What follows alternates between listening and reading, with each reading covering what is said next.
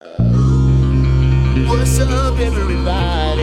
It's Mr. Talkbox. Check it out. You need to like and subscribe. Come on and catch a modified. DOA playlist.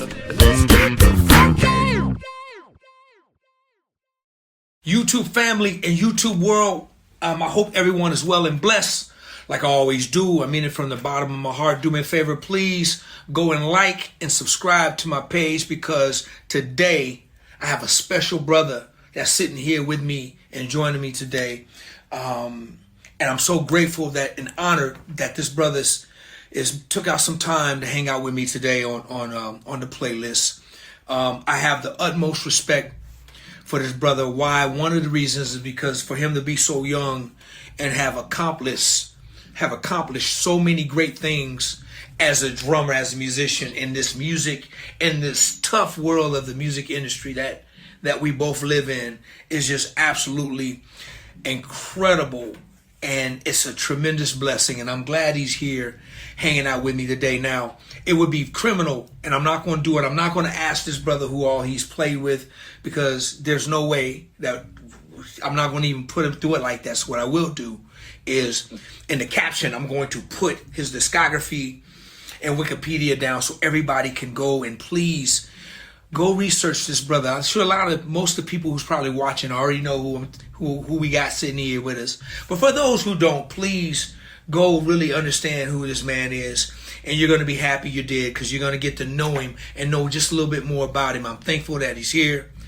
And I want everybody to give it up, please, for my very dear brother, the one, the only, Teddy Campbell. Teddy, what's up, my dear brother? Brother, man, I just want to tell you thank you for that introduction. It was beautiful. I'm not worthy of it, but I do thank you for it. Man, listen, Real, but man. dude, there's not enough words, man, to describe, man, how honored I am to have you here, hanging out with me, man, to just to conversate, just chop it up a little bit, man. I'm really thankful of you, man. I know how busy you are, and I appreciate you and your time, man, for hanging out with me, bro. For real. I'm thankful, bro. So thank you. Absolutely, man. My pleasure. Teddy, before we get started, man, we've experienced a major tragic loss in the music industry over the past week and a half or so ago, and our dear brother Aaron, and I know how close you guys were, man. Please just speak a little bit about Aaron, man, if you will. Yeah, man. Aaron was one of my closest friends, and man, it's crazy because I'm gonna have to speak at his funeral because he requested it before he died. A few years ago, he actually kind of wrote out his funeral arrangements, and for me and Aaron's relationship, it was beautiful, but it was real, it wasn't a industry based relationship, even though we met because of the drums. And so you never know, what someone thinks about you or even how you feel sometimes about them, because you're just living life and just loving them and being in a relationship with them and just doing life with them. And so this mutual love that we have for each other is even more highlighted now. And I'm just honored to know him. I'm honored to know him, to be in his life, to be a friend. He was by far one of the greatest drummers that we've ever known. He changed drumming forever. It's not a lot of people that actually changed the way we play drums. He did. But what's even more powerful is everyone who has anything to say about him, they don't talk about his plan. They talk about his character. And so this man who changed drumming forever is most known for the beautiful human being that he was. And I think that that's more of a miracle. Because we know a lot of people, you know, when they pass and they are very talented and gifted in all of the contributions they've given to humanity, you know them for what they've done, right? You know, and this one with Aaron hit like Kobe when he died, you know. We know Kobe for what he's done. He's the greatest basketball player, one of them that ever lived. And same with Aaron, one of the greatest drummers that ever lived. But that's not why we know him. That's not why we love him. We love him because of his character. Most of us that have gotten a chance to encounter him know what that feels like. And even the ones that have not encountered him personally, you could feel that from interviews and what other people who know him say about him. So his character is huge. And that's what I'm just like, man, listen, for someone to leave that kind of a legacy behind, that's what I ascribe to do, you know, because it's not about what you've accomplished. Is in life, it's how you live your life. You know what I mean? So that people can actually be encouraged by the life you live. You know what I mean? You know, with your family, if you're a family man, your husband, if you're married, your children, how you treat your friends, how you treat humanity. You know, Aaron has this quote. He says, you know, it's nice to be important, but it's more important to be nice. You know what I mean? You know what I mean? And then that reminds me of, you know, the quote from Maya Angelou says that, you know, you may forget what people say, you may forget what they do, but you'll never forget how they make you feel. And that was Aaron, man. He made us all feel good. So I'm blessed to be just a part of his life and to have known him. And I'm surely going to miss him, man. I'm repping, y'all go on to AaronSpears.com or go to Amazon, you know what I mean, and get you one of these shirts. It'll come to you in about 2 days. Hey, man, that was simply put beautiful, man. I'll be praying for you, man, your strength at a service that you're speaking, and that must be a wonderful thing, man. What a great honor that is, man. That's incredible, man. So I'll be praying for you, man, in that, and God hold your strength, and I know you're gonna deliver and do well. And you know, I never met Aaron, but we talked. I never met Aaron, but we talked, and you said something, man, to leave, you know, behind your legacy, man, you know, your character, and everybody to acknowledge you for what you left behind as your character, who you were as a man, and how you made people feel, man. That's so powerful, Teddy. That's really huge, man. You're right. That's huge and powerful, man. So, you know, I just wish him and his family, they're all in my prayers, man. Everybody there, because you said, man. You said it, man. There's people mourning this brother's death all over. There's millions of people all over the world that's mourning this brother, man. And that lets you know, man, how special at such a young age, Teddy. 47, man. He touched the world, bro. He touched the world. The world was mourning Aaron Spears. The world. The all over the world, musicians all over the world, even artists and people that don't really know him. I mean, you have to understand, man, there's a lot of people that posted about him, but 2 people specifically posted about him, and they both individually have almost 300 million followers on Instagram. So that's Ariana Grande and Justin Bieber. These 2 people posted about him. Aaron was in every magazine you could imagine when he died. He touched the entire world. Wow. The entire world. Like Rock and Roll Hall of Fame did something on him. You know what I mean? Wow. So, you know, this is one story really quickly, man. Travis Barker, we all know from Blink-182. Travis Barker said that when he had his accident, I think it was a motorcycle accident, he had an accident and didn't want to play drums anymore, was not going to play drums anymore. And Aaron encouraged him to start playing again. He started playing again because of Aaron's encouragement. You know what I mean? So that's stuff like that you don't know that he's doing behind closed doors. Wow. So he was an icon. He was a legend, and it wasn't because of his plan. It was because of his character. Wow, that's amazing, man. Well, yeah, man. Say to my brother, man, you know, continue rest well, man, and he's gonna definitely be well missed, man, forever, man. And like you said, you know, it's one thing to play, but man, when you change how people do something, man, that's big. He changed the way people play drums and think about drums. Iconic, man. So you're right, man. Awesome things. Much love to him and his family once again, and you and your family as well. Listen, man, let's get into this thing. Let's get into this thing, man. Teddy, where are you from, my brother? I'm from Chicago, south side of Chicago. Grew up a church boy, you know, a Baptist church boy. But yeah, man, I'm from the Chi.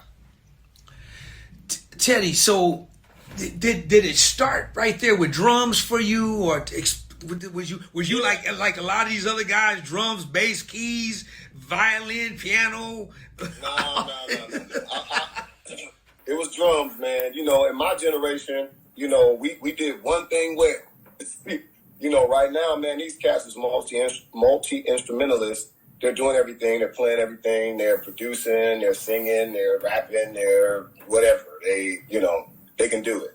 And I got mad respect for this generation for being able to do that, maximizing that gift and that talent. But for us, you know, we did one thing. But what was really cool about me is I was able to dabble in, you know, some other things musically as well. But growing up in church, playing in church, that was all I did. That was my story.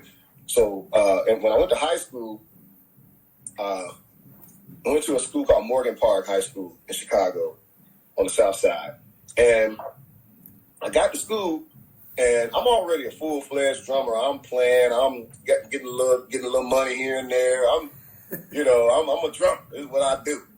And I get to school, and it ain't not a drum to be played. Well, there was no band. You know, I couldn't play like drum set. There was a marching band, and so I remember going to trial for this marching band, and the teacher, the band instructor was like, "So can you read music?" And I was like, "No." He was like, "Well, you can't be in the band." So like, listen, man, when Drumline came out, I was like, that story's about me. Somebody was following me. They made that about me. So from there, I had, you know, in church, I had dabbled in singing, and I had a youth choir I was directing and teaching parts to, and my godfather made me do that. He's like, you're going to teach, you're going to sing, you're going to do it all. So in my little church, I was singing, I was teaching the choir, my youth choir, and all that kind of stuff. So I was like, all right, well, since I can't play drum, let me get in the choir. We had a little gospel choir at school, so I got in the choir. Then a couple of my friends, we got together, we decided we was going to start a gospel group, you know. So we started a little group, and we were singing at assemblies and all that kind of stuff in school. And I remember one time I was playing drums at some church, and somebody from my school was at the church. When they saw me on the drums, I mean, what you doing on the drums? And I was like, man, I'm a drummer. They was like, no, you the lead singer of the school. And I was like, nah, man, I'm a drummer, you know. And so, yeah, man, so from there, you know, I kind of, you know, went to the next level in my career. But it's interesting, too, because now some people don't even know I'm a drummer. They know me as a singer. Wow. So, like, people be walking up to me like, Teddy Campbell, the singer? I'm like, maybe you think I'm Tevin Campbell. Like, no. You Teddy Campbell, you the lead singer for the Soul Seekers. I was like, oh, yeah. That's crazy, dude. About the drummer me. That's crazy, man. That's really funny, man. So okay, so growing up, I gotta ask you this question. So you grew up in church, playing in church, so were you a PK? No, I had 4 uncles that were pastors, though. You know, in the church that I grew up in, my uncle was a pastor, so I may as well been a PK because my whole life was church and preachers. So Teddy, did the teacher ask you if you could read, right? So, well, let me go back. Okay. So the teacher asked me, could I read music? I told him no. Jumped in the gospel choir, got a gospel group, and we started performing all over the school and all that kind of stuff. Then that band teacher got fired, and another band teacher came. And so this dude was a brother. He's a black dude. Other dude was white dude. This dude's black dude. So I'm like, well, I'm gonna ask the brother. I'm gonna go ask brother man. See what brother man. Right. so I go ask brother man, and I was like, hey man, you know, I'm a drummer. I want to, see if I can get in the band. He was like, can you play? I said, yeah. He gave me a practice pad. He's like, play something. So I get my little sticks out. I get my little sticks, and I'm like. He's like, oh. I was like, what? He was like, slow that down. Well, first of all, do you know what you playing? I was like, yeah. He said, you know some rudiments? I was like, yeah. He was like, play me a double short roll. He's like, slow down. He slow that down. So I slow it down. He's like, you know how to play a paradiddle? I was like, yeah. He's like, slow down, man. He's like, you know 5-stroke rolls? Like, I know 5-stroke rolls. You know 7-stroke rolls? Like, yeah, I know 7-stroke. He was like, and you not in the band? I was like, no. He said, why? I said, well, the band teacher said I couldn't read music. He was like, hold on. He gave me a piece of paper. He put it in front of me. He said, read that. And I'm like, he was like, you just read, you reading the band. He's like, you can read. I was like, well, that's not what the band, I was like, I didn't know. He said, I'm going to make you know over all the drums. You know over the choir, you know over the bass drum, you know over the bass drum, you know everything. I was like, well, hold on, wait. I got to tell him, hold on.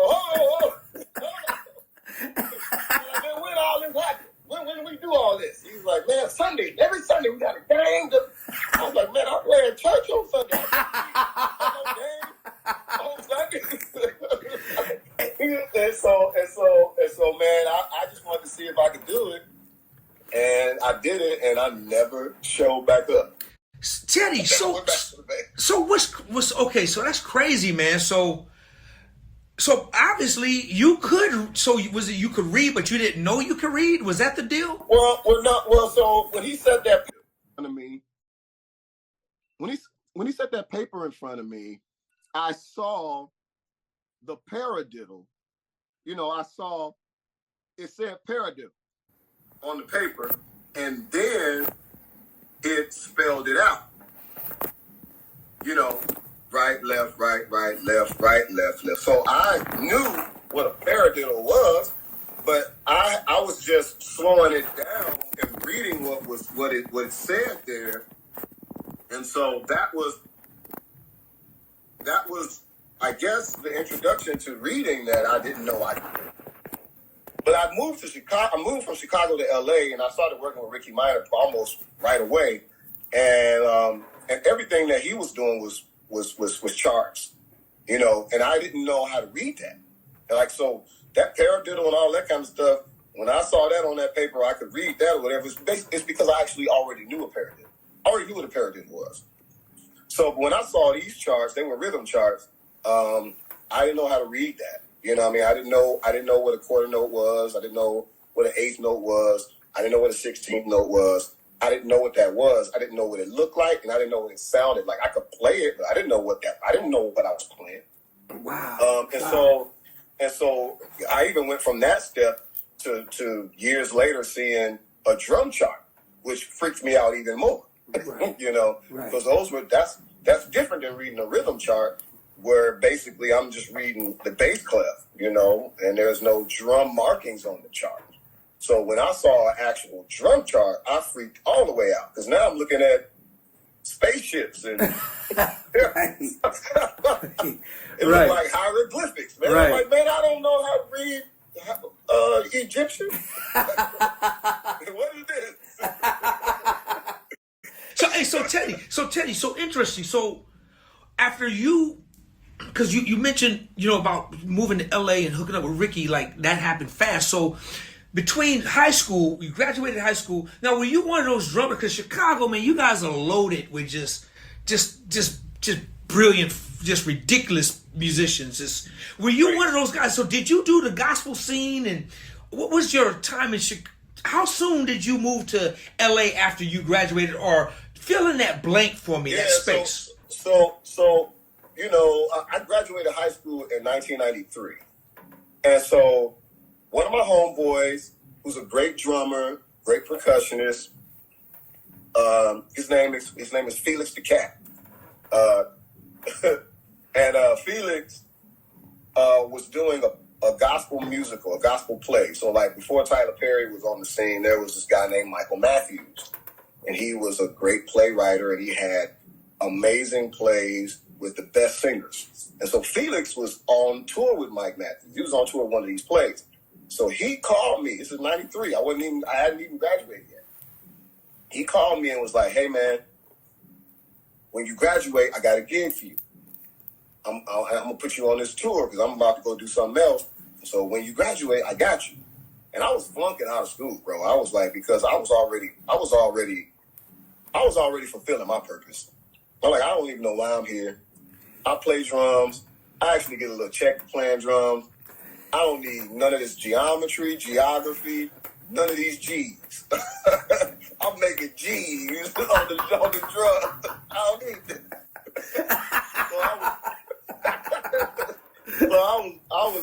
I was not getting ready to graduate.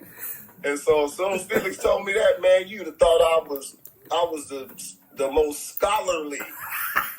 So I was like, I'm about to get up out of here. I got a gig if I graduate. So I graduated in 93, June. I was on tour in September. On tour on the road with a play. And so from that play, I got a chance to play with a lot of R&B artists. These gospel plays, they get the R&B artists, that want to continue their career. So you get the Howard Hughes, Melba Moore, and all these people back in the day, these R&B folks that none of y'all probably know, they're his demographic, though. These people that don't know. Right. So I'm playing with all these people. So from there, and I've done one play, and I did another play, and I did another play. So I'm out here for like 3 years. And so from that, my best friend, Sean Cooper, who lives in Chicago, he told Keith Sweat's music director about me. And so this guy, Grip, called me and was like, hey man, I got a gig for you. It's LSG. So it's Keith Sweat, Johnny Gill, Gerald Levert. So it's Levert, Sweat, Gill, LSG. And so he's like, all right, man, I got this gig for you, but we're rehearsing in LA. So I'm already wanting to move to LA. I still live in Chicago. I'm on the road, just play, but I'm going back and forth to Chicago, on the road, Chicago, So by this time, I'm like, I'm ready to move to LA, but I need to figure this out. So when they called me and was like, man, we got this gig for you, but we're rehearsing in LA, that was my end for LA. So I moved everything, packed my truck up, shipped it, gone. Wow. And from there, that's when the climb started. And right after LSG, I went on the road with Gerald Levert. And after that, I met Ricky Minor and Wayne Lindsey, who played with Ricky Minor with Whitney Houston. Wayne Lindsey auditioned me for Frankie Beverly in Maze. And so I was in Maze at 22, 23 years old. But Wayne Lindsey auditioned me for Maze. And so I started playing with Maze. Now, and after Maze, like in between the Maze time, I started working with Ricky. And so that's when my relationship with Ricky went to the next level. Right. And he got me out of, I was playing with Maze. I was tired of that. I wanted to move on. And he got me off that gig, put me on 98 Degrees. Right. And he put me on the Backstreet Boys. And from there, I just went to doing all these gigs because Ricky put me on. Right. But we started our relationship together on a show called Motown Live that Montel Jordan was hosting. So I got a chance to play. I think this was, I don't know if it was in between Frankie Beverly. I think it may have been right before Frankie Beverly, or maybe after, because I think that's how I ended up meeting Ricky, because of Wayne, who put me on Frankie Beverly. So like in the middle of the Frankie thing. But I got a chance to start playing with like all kind of artists. Destiny's Child, 702, New Edition, all these artists started coming on this show, this Motown Live show. And so that's how me and Ricky's relationship started. But man, it was probably after a year after I'd been in LA. Wow. That I started working with Ricky. See, that right there is a blessing, man. That's like a deep blessing, man. You were just unheard of for this industry, man. Dude, that's a blessing. That's nothing but God, man, to allow those doors just to be in the right circuit. I want to back up, man, and give a shout out to Grip, because that's another one, man. Rest in peace, man. Dude, just another giant we lost, man. And just so many, man. But so the thing, and I want to shout out Ricky, man. Ricky, what's up? It's been a while. I haven't talked to Ricky in forever, but the thing, when you hooked up the relationship with you and Ricky, man, and the doors that and watching Ricky just do what he was doing was just incredible, man. Just incredible. And the loyalty and the commitment that he's had to his core group of guys, man, with you, Wayne, and just everybody involved, was just, man, is to be honored and recognized and shouted out, man, because the word loyalty doesn't exist in this business. And at least, man, it's at least now. Back then, somewhat, and Ricky was one of those guys, man. So much respect for that, man. And then Teddy, that's when just everything was for you and you guys was on, like you said, so many. It's like whoever your favorite artist is, just ask yourself who your favorite artist is, write it down, and I guarantee you this brother has been involved in their career in one shape, form, or fashion. And for you to do all this, man, at a young age, man, was just incredible in itself, man. So, man, dude, I would say respect, man, for that, because this business is tough, man. It's a tough, cutthroat business, especially now, especially when you get older. It's starting to be a young man's music business. The game is changing. Everything is changing so much. But man, when you are plugged into a system in a situation that you've been able to be in all these years, man, dude, I say, man, dude, congratulations just to your career and the things that you've done, man, at such a young age, brother. I still work with Ricky Martin. Yeah. Like, to this day, I just finished 2 days ago. We just finished a show that we've been doing together for 25 years. It's called A Home for the Holidays. It's a show about adoption, and I think it's on NBC. But it's the 25th year anniversary of the show. Wow. And I remember being on that show with him. A lot of you guys may have heard of Clive Davis, but there's a Clive Davis Grammy party that is bigger than the Grammys. Right. You know what I mean? Like, all the who's who is in this small location every year. Right. We broke so many artists, played with so many artists for the first time. Clive bringing these artists to us and saying, all right, y'all, work with them. They're going to perform this weekend. From Alicia Keys to whoever it is, you can imagine. Yeah. We've done that show for probably over 25 years. Yeah. So I've been working with Ricky. I've been married for 23 years. I think I started working with Ricky, I got married in 2000. I think I started working with Ricky in 98. Wow. And I've still worked. There hasn't been a year since then. Wow. That I have not worked with Ricky. Wow. And so when you talk about loyalty, that's the epitome of the Exactly, man. Exactly. And man, and just I want to just give Ricky, man, just so much respect, man, because I got from one bass player to another, man, just right on, man. Yeah, man. But let's talk about this real quick, man, because there's a couple of things I want to cover before I let you go, man. Let's talk about a day in the life of Teddy Campbell when he's doing the Tonight Show with Jay Leno, man. Tell me. First of all, was it 5 days a week? Was it 5 days a week, you guys? Okay, so yeah. Teddy, take everybody through, man, because you were the drummer in the house band, which was phenomenal band, pretty much same group of guys, right, for the most part, right? Same group of guys. We went from American Idol to the Tonight Show. So what's a day in the life for Teddy Campbell, man? And doing the Tonight Show, man. Tell me what your morning is like, and you go to work. Tell me the whole process, man. So, man, that was. First of all, I want to say that was the best gig I've ever had in my life, and that was, to me, the ceiling. That's how I knew God got something better for me. Because I hit the ceiling at 38. I mean, like the ceiling, right? So this gig, you got the Tonight Show with Kevin Eubanks that did it for years. And, those guys were known to have like a really, plush gig. The money, the benefits, the time off, the this, to that, and everything. It was just perfect. It's a perfect gig. If you want a gig being at home, that's the perfect gig, So they're a jazz band, so it was pretty loose for them. Like they would show up, 45 minutes before the show.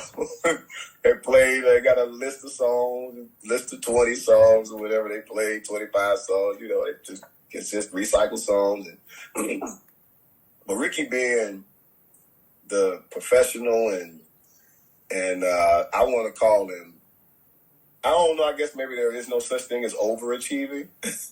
But Ricky was like, I call it excellence, right? So when we got the gig, bro, we had a book of a library of songs that was like, it was like 1,000 songs. Like we were never going to repeat a song. We could have never repeated a song. And that we were on the show for like 3.5 years. We could have never repeated. We had so many songs that we was ready to play. Because you got to remember, we had come from American Idol. We had done 6 seasons of that. And then before that, we had done all these other award shows and these TV shows with all these artists. So we knew songs. Songs wasn't nothing for us.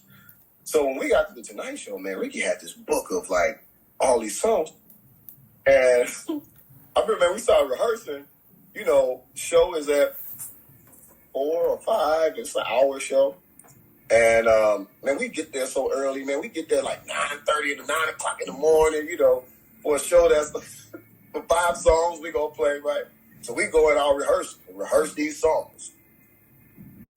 Go into the rehearsal room, rehearse all these songs for the possibility of what we gonna play. So we just have them loaded, because when we got to the Tonight Show, they had a do not play list. Don't play these songs. We heard these songs for 15 years. Don't play these. So Ricky was like, we got you. We ain't going to play them, but we going to play 800 more. So we had all these songs. And so we would get there, like early, 9 o'clock, rehearse, take a break, do nothing for hours. Then we'd do a sound check. We sound check every day. Every day. Like, again, like if you talk about excellence, right? I would have never sound checked if it was me. Why we sound check? We just, you know what I mean? It's the same mix. They turn it on and we gonna play, But Ricky was like, nah, man, this is what we do. This is our job. We're gonna be excellent at it. We never know what's gonna happen. We never know what's gonna happen technically. So we need to be ready. We need to be, so I totally understand. I respect it, and now that I've done it, I'm definitely following that. I will do that. I will sound check every day, just like he did. But so we sound checked every day. We rehearsed every day. We sound checked every day. Sometimes we would play some skits. We would be a part of some skits. Another thing that the other band didn't do, I don't know why I'm throwing them under the bus, right? But the other thing the other band didn't do, but they didn't play these theme songs for, you know, if there was a TV show or a movie that was coming out and one of these artists or whatever, the actors or whatever coming on promoting their movie, they didn't play the song from the movie and nothing like that. Man, we played songs from the movie, whatever it was, whatever actor or whatever came on the show, whatever show or movie they was connected to, we played that play on, we played that theme song. So we was rehearsing and learning stuff. We were very specific to the show, and all of the music that was played was very intentional. So we rehearsed all that stuff.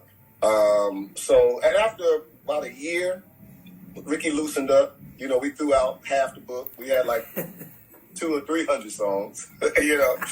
And so about after a year, we came in a little later. We rehearsed a little less, and our sound checks were a little shorter. But yeah, man, we had a schedule, we had a flow. And I also want to say that's when I started playing and singing at the same time, because I was singing with the Soul Seekers. I was a part of this group. I was lead singing. I wasn't playing drums. I was out front singing. And so I was already singing. But I remember when I got with Frankie Beverly years ago, he asked me, could I sing? And I said, yeah. So I started singing and playing a little bit. And then Frankie was like, well, you know, we're going to just leave it with the drums, man. You don't have to do the singing thing. Just do the playing thing. So after he said that to me, I vowed I'll never play and sing again. That must have been our suck. So I had this mentality. I was like, I'm not playing and singing from the drums ever again. So during the Tonight Show, a friend of mine, Dave DeLone, one of my closest friends, one of the greatest keyboard players I've ever known, he sent me, so I'll back up. I would get off the drums, and Wayne Lindsay would come get on the drums, and I would get off the drums and go to the lead singer, Mike. Dorian was our lead singer. And I would go to the lead singer, Mike, to do a couple songs, because Ricky wanted my energy. So I'd do stuff like, hey, y'all. I'd do some James Brown stuff, get up off of that thing, all that kind of stuff. You know, I'd go to the front of the mic and do that because the energy was different. I'm a quartet guy. I'm scared of it. So he wanted that. But then he told me one day, he said, man, I'm finding it hard. And this is in clear Ricky fashion. He never told me what to do. He always presented a situation to me and let me make the decision. So he says, I'm finding it hard to get Wayne back on the keyboards and you back on the drums for the next segment. I don't know what to do. And I was like, So then Dave sent me a video, YouTube video of Buddy Miles and Buddy Guy. Buddy Miles, drummer for Jimi Hendrix. He sends me this video, and in the caption he says, you can do this. So I'm watching this video one night. Now, mind you, the next day I have to sing James Brown, Get a Mother Popcorn.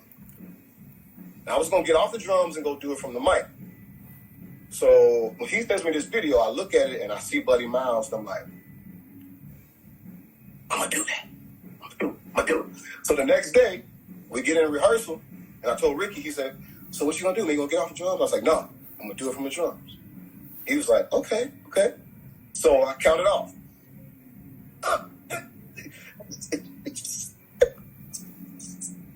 So I start singing, and the vocal is on the other side of the beat. So now I'm playing.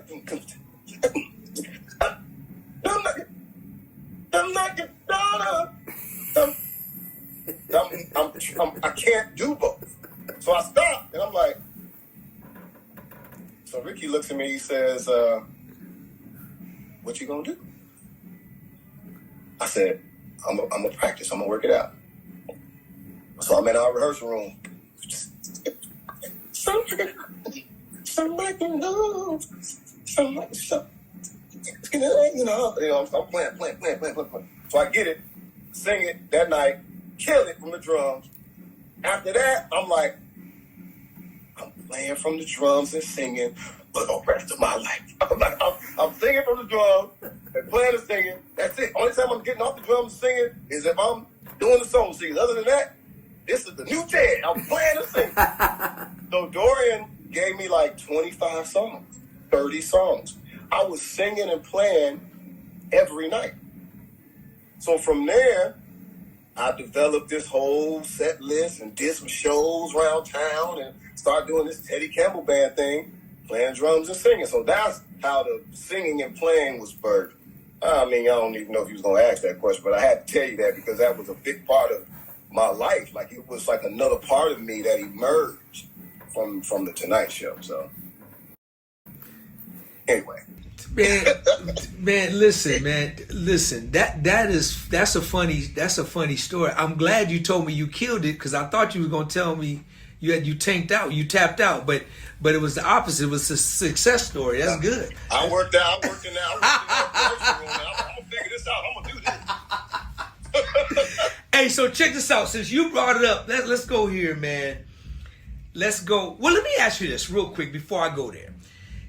Teddy, there's so much. Give me, what was one of your biggest, your greatest moments, man? Do you have one particular or two or three moments that you say, oh my gosh, this one, I mean, if it's with the Oscars, the Grammys, or whatever, is there one moment in particular, man, that's one of your greatest moments? What would that be? Yes. One of my greatest moments, that was one of them.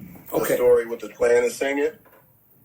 Well, one of my greatest moments was when earlier on with me playing with Ricky Minor. Ricky was doing these very big, prestigious gigs. We were doing, So this one gig was, we were going to D.C. and doing what was called the NSO Balls, the National Symphony Orchestra Ball. So we were rehearsing at the Library of Congress, playing with the National Symphony Orchestra. Now, we're doing all these Broadway songs, Les Miserables, we're doing all of these, Phantom of the Opera, all of these pieces from these shows. Ray Charles was on the show. It was heavy. It was very prestigious, and it was heavy. And so I get there, and this is now, I'm just getting used to seeing rhythm charts. No drum charts, no drum markings, nothing. Just basically learning how to read the form of a chart, understanding what a coda is, understanding what repeats are, maybe slightly figuring out what 8th notes and 16th notes and all these things look like, and just kind of, just very beginner stuff. And we get to this National Symphony Orchestra Ball, and we get to the rehearsal for it. We're in the Library of Congress where, the orchestra rehearses. And me, Ricky, Paul, and Wayne, I think, were the only ones that came from L.A.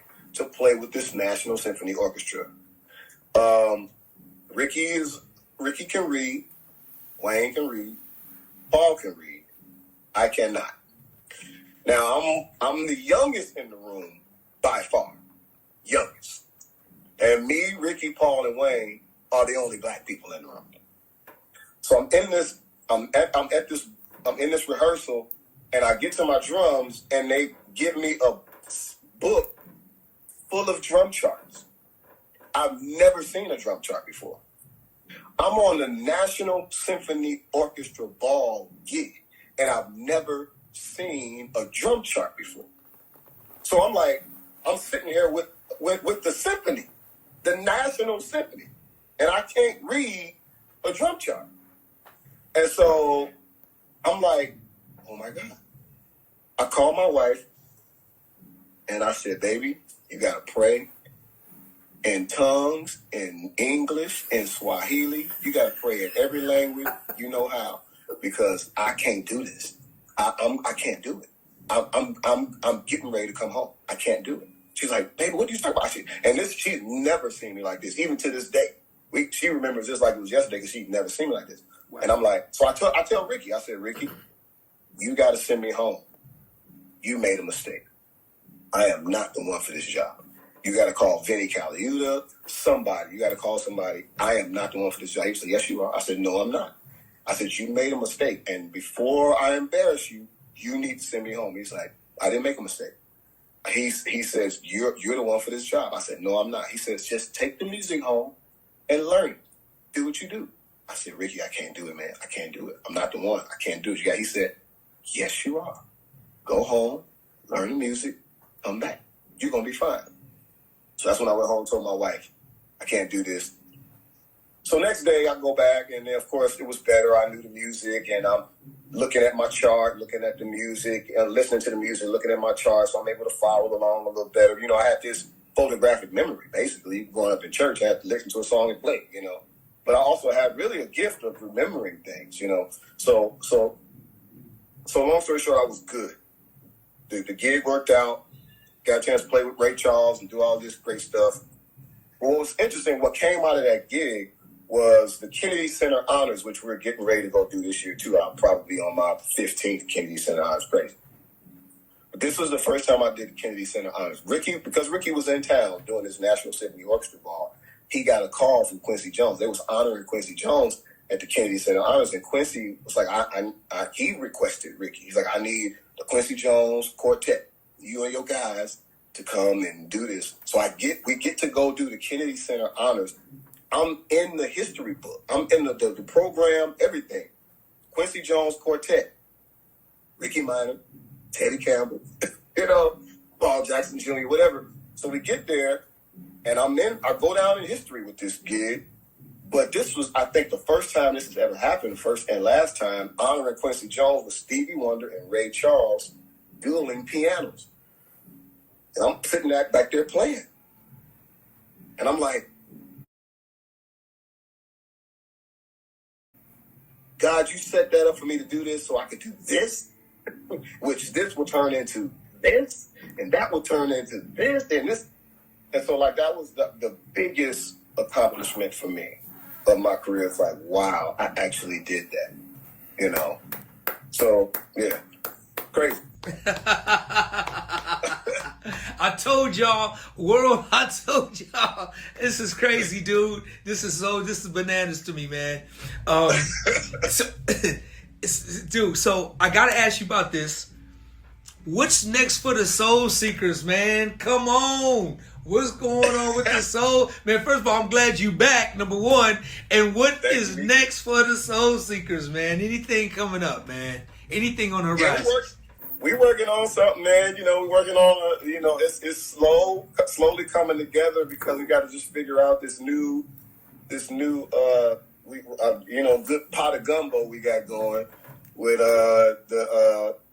John Terrence Tate, who was singing, who was leading when I wasn't there, who I requested to still be in the group if I came back. You know, it's like, if y'all want me back, I'm ready. I'm I did my whole, I'm sorry, But I was like, I want it to stay the way it is. I want to sing with Tate, And so we haven't sang together yet. So I'm waiting on that.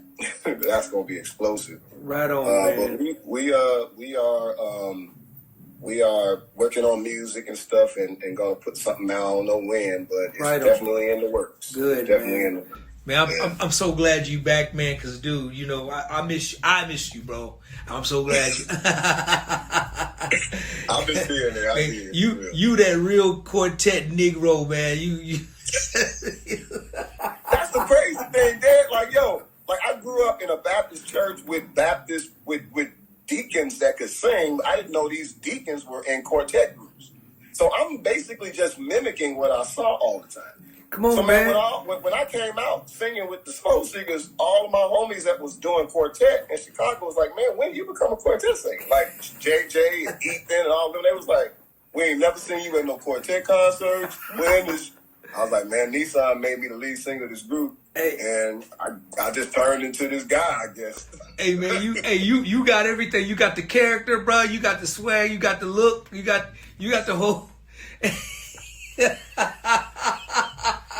Trust me, I wouldn't tell you that, man, if I didn't feel that, dude. You got that thing, dog. That's funny to me, bro. Hey, and the thing about it, man, if you grew up a Baptist church with deacons saying, that's all that is. That's all they doing. All it was. So that's all I was hearing and saying. Right. One crazy story about, like what I was telling you about, people know me as a singer. When we were doing American Idol, Wayne Lindsay had a guy sitting on when we were doing American Idol, when we came back after the Tonight Show, he went back to American Idol and did like two or three seasons. So one of those seasons, the stage was huge, it was big. So I'm on one side, Wayne's on the other side. Wayne's got a guy over there with him, just coming to check him out, coming to check out the show, check out the band, you know, be in our rehearsals and stuff. Because we would do that, have people come in and hang out with us. So he's got this guy over there hanging out with him. And so Ricky says something, my name or something, or Wayne calls my name. It's like, Teddy. He's whatever. So this guy that's sitting over there with him is like, he's a keyboard player. He's like, Teddy. He's like, Teddy. He told Wayne, he said, is Teddy Campbell? He was like, yeah. He was like, from the Soul Singers? He was like, yeah. He was like, he played drums? Because he didn't see me the whole time. I was way on the other side of the stage. He was like, Wayne was like, yeah, he was a drummer on American Idol. He was like, Campbell? Oh my God. He was a church dude that all he knew was Teddy, the lead singer for the Soul Singers. Wow. Hilarious. That's funny, man. Me out. Hey, that's when you'll know you official, dude. You official. You are official quartet singer, Doc. I don't care what Ethan. I don't care what I don't care what none of them say, dude. You quartet, bro. You quartet for life, man. It's official. For life, bro. Apparently. Teddy, man, listen, man. Man, bro, I appreciate, man. We don't get to kick it much. We don't get to talk much, man. But just know, man, that I appreciate you, man. And I'm glad once again, man. Thank you for just sharing, man, your story, bro. And I once again I tell everybody to please go research this man right here. Just go look him up. We could be here to the end of the world talking about just everything that this brother has done at such a young age, and I'm really thankful for you, man, and due to the legacy and the character and everything you're building, man, and continue to build, man, is truly, man, touching. It's going to touch a lot of people. Oh, I can't forget about this, man. Let's talk about you're doing this. You're on tour doing the thing with the Bible study jam thing. Talk a little bit about that, Teddy. Well, yeah, man. I mean, so I'm out now with Boz Scaggs. Boz Scaggs, legendary artist. Y'all look him up. BOZSCAGGS. Look up Boz Scaggs. So this past tour, I toured 2 times with him this year. We did 2 legs, 1 5-week leg and another 6-week leg. So both legs, I did what is called a Bible study shed, musicians Bible study shed. And I did this back in 2016. I did like 3 of them. So this was the first time that I did it again. And so I've done, with the tour that I was on, I did like 9 of them, the first leg. So on my off days, I would go to these different, I'm in these different cities, and I was just reaching out to people on social media, man. Like, y'all want to help me put this thing together, man? Help me host this. Find me a church, find me a location, a rehearsal hall, a studio, or whatever. And we invite musicians, man. We do this Bible study, and then we share. We jam, So I did like 9 of them that first leg. Then the second leg, I did like another 9. And so I was on a tour, based around the tour that I was on with Boz. And, man, it was so beautiful, man, because what I was able to share with musicians was identity in Christ and not identity in what you do on your instrument. Because a lot of times we find identity in stuff and we end up, idolizing it, serving it. Not serving God, not looking to Him, but looking to, the gift He's given, not the giver of the gift. And then we end up serving the gift, and the gift can let us down. You know what I mean? Like, if you end up serving the gift, you end up idolizing the gift, and putting all your eggs into the gift basket, then the gift is your God, not the giver of the gift. And so when that gift lets you down, when the gig is over, when you got carpal tunnel or something, or whatever happens, now you can't do what it is you thought your life revolved around, and now you don't have a life, And so I was just sharing from my story of identity in Christ, not identity in the gift. And then, man, we just get on the instruments and just have a great time. And, man, the music and the shedding and the playing that we did after that Bible study went forth was different. People played different. They played from a different place. They weren't trying to, some cats come in like, it's a shed, I'm about to come in and take your head off. But that Bible study diffused that pride bomb. You know what I mean? And then you understand why you doing what you're doing. Wow. And you play from a different place. And so, like, that was the introduction to that. And it was amazing, bro. So I'm looking forward to doing more of those. And even people that want to, host something like that, y'all just hit me up, man. Let me know if you want to even host something like that.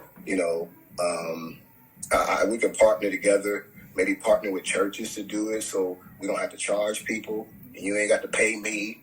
You know what I mean? Like, we just come in there, man, for just ministry, man, and getting these musicians rooted and grounded in their identity in Christ. That's awesome, man.